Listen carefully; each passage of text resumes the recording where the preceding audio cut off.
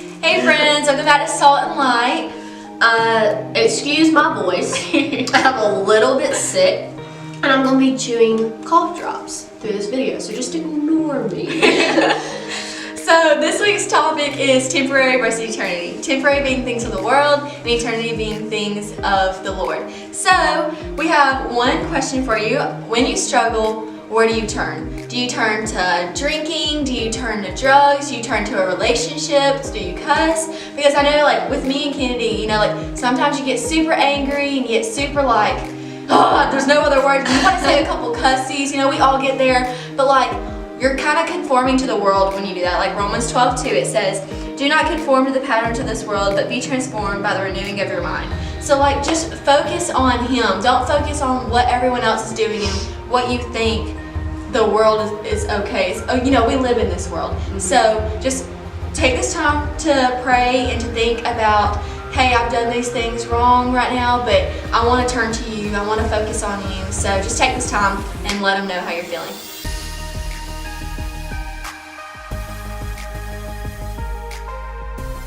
If you are able to say yes to any of those things, that you do turn to these worldly things when you struggle, God wants us to know that they're very, very temporary and they leave us unsatisfied because those are not His ways and His will for our lives. And in Matthew 16:23, it says, Jesus turned to Peter and said, "Get behind me, Satan. You are nothing but a stumbling block to me. You do not have in mind the concerns of God, but merely human concerns." Jesus, right there, like in black and white, calls Satan right out on the rug and says, you are a stumbling block. You want human concerns and human, like, feel-goods or whatever. That sounds weird. But, like, Satan only has the world in mind. He has no concern of God, no regard for God and His will for our lives. And, like, Satan is going to make anything look good to deceive us and make us fall.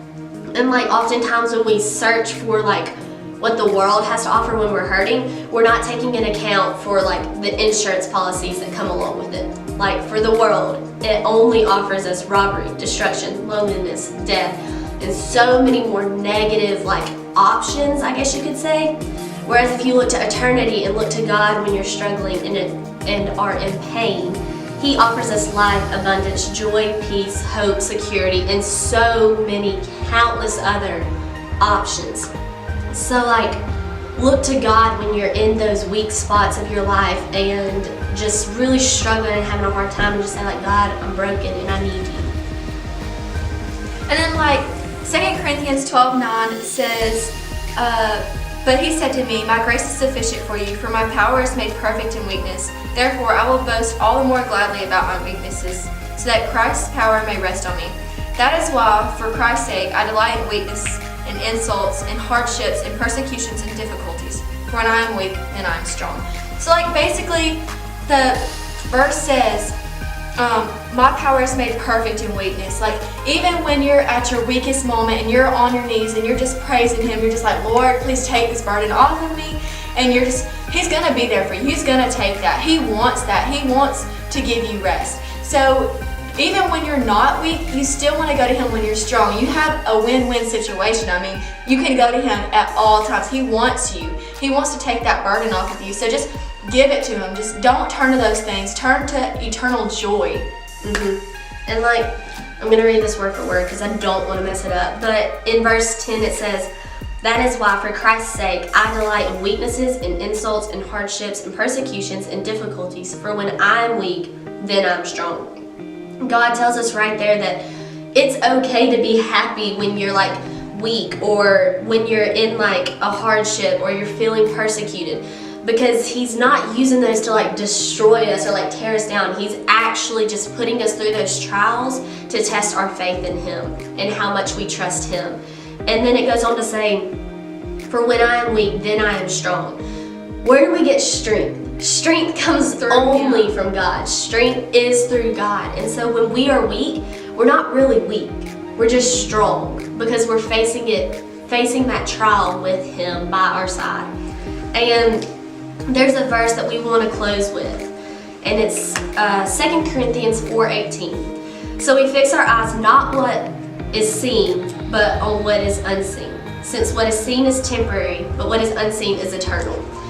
And like that goes, like that just says it right there. What we see from like the day-to-day like things to the people, even to the air that we breathe, that is temporary. It's not lasting. But what is unseen, that's eternal. God is eternity. And so like the closing thought is our eyes must be focused and our heart posture must be fixed on God in eternity. This doesn't mean that we won't stumble or even fall. It just means we have a reason to keep fighting. And like it's kind of like the finish line. Like you're gonna get things thrown at you and you're kind of gonna be like, oh, I'm gonna get off track a little bit. You gotta keep your like focus. You gotta remember like, I gotta get there. I gotta make it for him. If he would do this for me, why would I not do that for him? Yeah, and like this book right here, this book with all the verses and all the chapters, this is your passport. This is our passport. Cling to this book because this is God's way to speak to us every single day to get us until we see him at the pearly gates of heaven. Right. And so we just have one last question for you guys, and it's, does your will to please the Lord outweigh your will to please the world? Yes. Are you willing to please God or are you willing to please the world? Thanks for watching. See you Bye, next time. friends.